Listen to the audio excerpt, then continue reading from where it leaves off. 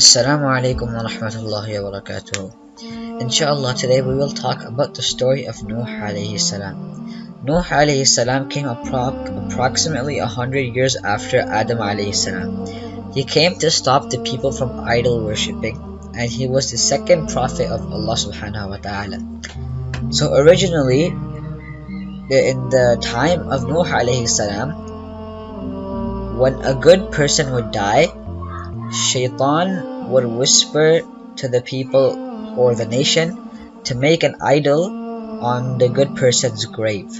However, the good thing was that they would just make the idol and leave it there and not worship it at all. However, over time, the next generation started to worship them and take them as gods. So they thought that the gods would bring them good luck and protect them and provide them with all the things they want. When Allah subhanahu wa ta'ala saw this, He sent Nuh alayhi salam to them as a prophet so that he could guide them.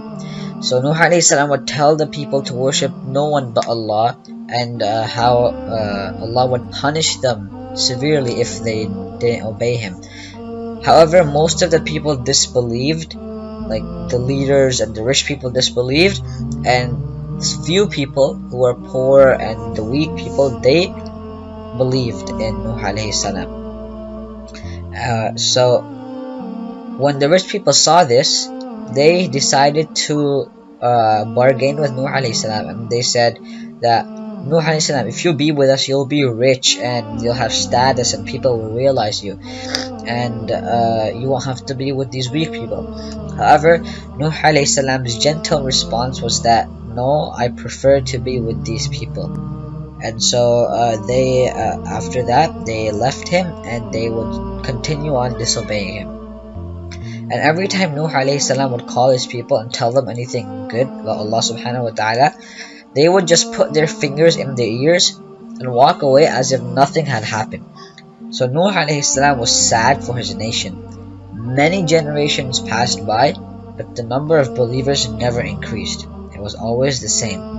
Then when he realized that no one is going to believe, he asked Allah subhanahu wa ta'ala, after calling the people for 950 years and people not believing, he said to Allah, "Ya Allah, just destroy all of these disbelievers. I can't handle them anymore.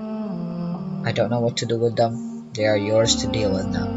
And so Allah subhanahu wa ta'ala accepted Nuh alayhi salam's dua and instructed him to build an ark.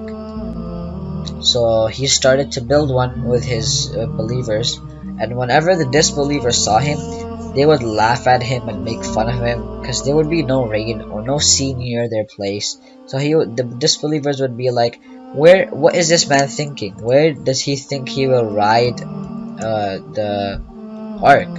And so Nuh alayhi salam would just ignore them and continue to do what he was instructed by Allah subhanahu wa ta'ala. And when it was finished, Allah commanded him to take all the believers and every single being that was on the land except for the disbelievers.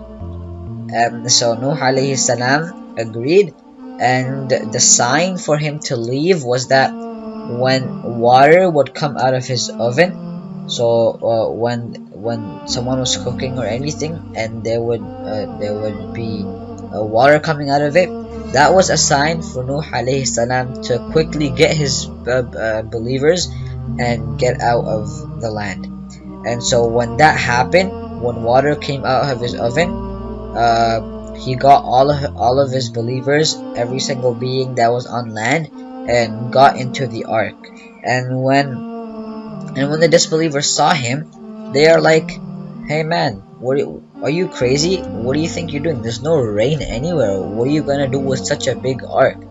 But as usual, Nuh alayhi salam just ignored them and went on doing his thing.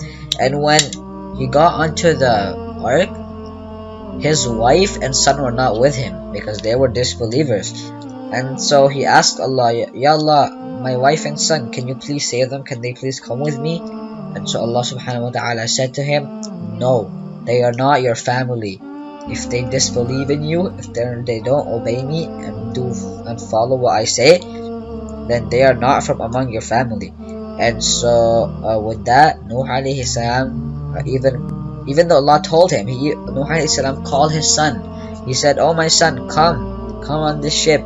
There's gonna be a huge storm and you will die." But his son just said to him, "Oh my father, I will go to the tallest mountain and stay at the top." But Nuh alayhi salam knew that even he won't survive, and all he could do was just pray to Allah subhanahu wa ta'ala. And so when it started to rain, all the disbelievers were happy because they thought this rain is gonna help them. But eventually it started raining so much that everything was flooded, and there was nowhere for the disbelievers to go.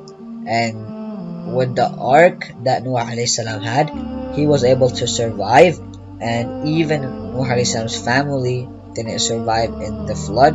And after some time, Allah subhanahu wa ta'ala stopped the rain, and the flood was gone, and the ark that he built, it was stopped on Mount Judi.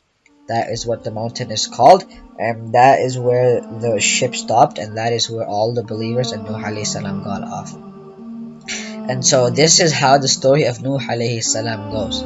So the lesson we get from his life is that we need to be patient all the time. Nuh alayhi salam, he had to go through such pain and tribulations with his people because they never listened to him. He called them for 950 years, but they never obeyed. So he had to be patient. And when he was patient, Allah subhanahu wa ta'ala gave him victory.